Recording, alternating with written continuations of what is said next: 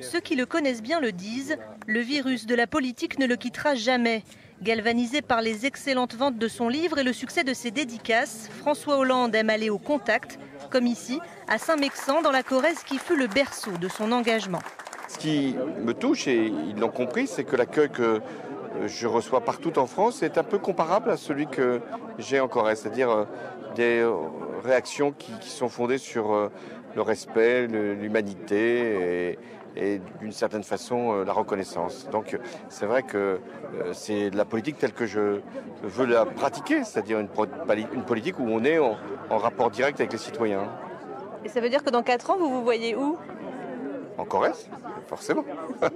Comme souvent, ils s'en tirent par une pirouette, mais ses plus fidèles soutiens, eux, veulent y croire. Son envergure politique n'est pas prête de s'assombrir et d'une manière comme d'une autre, François Hollande, d'une façon ou d'une autre, est toujours présent en politique. Et vous pensez qu'il va le rester ?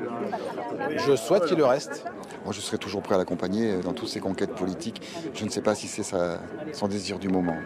Et même au détour d'un discours informel, l'ancien président trouve le moyen d'envoyer un message à son successeur à l'Élysée. Il faut de la continuité dans la vie.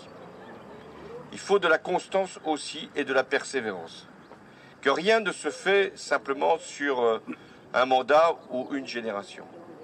Qu'il faut avoir une vision longue et qu'au-delà même des changements de personnes ou des alternances politiques, ça peut arriver, il faut toujours se tenir au cap qui a été fixé. La fidélité, une valeur cardinale pour François Hollande. Depuis 30 ans, il a mis un point d'honneur à ne manquer aucune cérémonie en hommage aux 99 pendus de Tulle massacrés par les nazis le 9 juin 1944.